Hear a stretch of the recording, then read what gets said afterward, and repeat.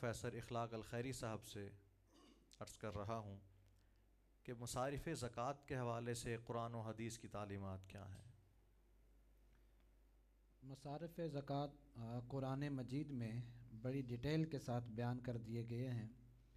سورہ توبہ کی آیہ مبارکہ ہے، اللہ رب العزت نے ارشاد فرمایا انما الصدقات للفقراء والمساکین والعاملین علیہا والمؤلفۃ قلوبہم وفی الرقاب والغارمین وفی سبیل اللہ وابن السبیل۔ یہ 8 مصارف بیان کیے گئے ہیں زکوٰۃ کے کہ جن کو ہم نے زکوٰۃ دینی ہے۔ سب سے پہلے فقیر، اور اس کے بعد ذکر کیا گیا کہ مسکین کو۔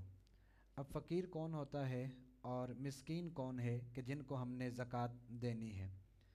امام اعظم ابو حنیفہ رحمۃ اللہ تعالیٰ علیہ آپ فرماتے ہیں فقیر وہ ہے کہ جس کے پاس کچھ نہ کچھ ہو، اور مسکین وہ ہے کہ جس کے پاس کچھ بھی نہ ہو۔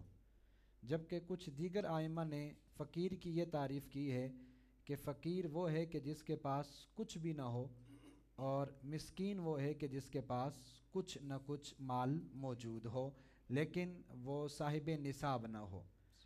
تو فقیر اور مسکین ان دونوں کو زکوٰۃ دی جا سکتی ہے۔ اور تیسرے نمبر پر جو ذکر کیا گیا والعاملین علیہا، کہ وہ لوگ جو زکوٰۃ کو اکٹھا کرتے ہیں، جو عامل مقرر کیے گئے ہیں جو زکوٰۃ لیتے ہیں، ان کو زکوٰۃ دی جا سکتی ہے۔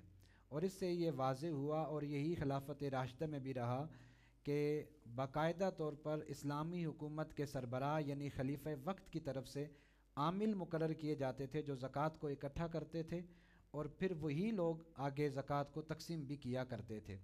تو جو عامل ہیں زکوٰۃ لینے والے اور اس کو آگے تقسیم کرنے والے، ان کی جو تنخواہ ہے وہ بھی زکوٰۃ کے رقم سے ادا کی جائے گی۔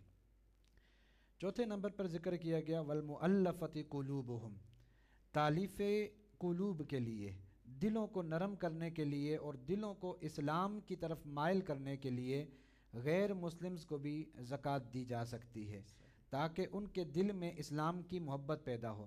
لیکن جب فاروق اعظم رضی اللہ تعالیٰ عنہ کے دور میں اسلام کو غلبہ اور شوکت نصیب ہوئی تو آپ نے منع فرما دیا کہ اب کسی کافر کو تالیف قلب کے لیے زکوٰۃ نہیں ادا کی جائے گی۔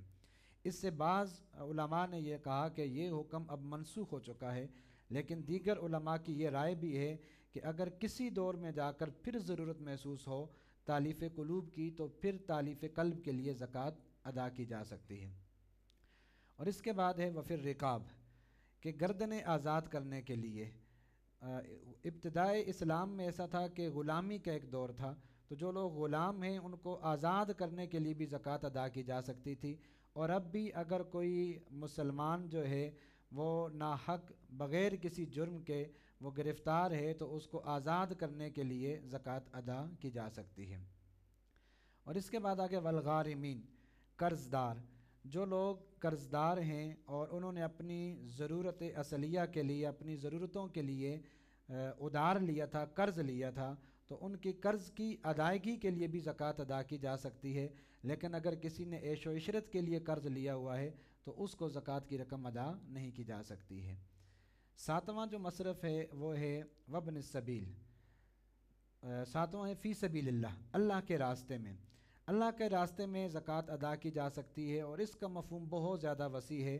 مدارس اسلامیہ جو اسلامی تعلیمات کو عام کر رہے ہیں وہ اسی زمرے میں آتے ہیں، لہٰذا اسلامی مدارس جو ہیں جو اسلامی تعلیم کو عام کر رہے ہیں اور حکومت کی طرف سے جن کے ساتھ کسی قسم کا کوئی تعاون بھی نہیں کیا جا سکتا ہے، نہیں کیا جاتا ہے، ان کو بھی یہ زکوٰۃ کی رقم دی جا سکتی ہے تاکہ جو اسلامی تعلیم ہے وہ عام سے عام ہوتی چلی جائے۔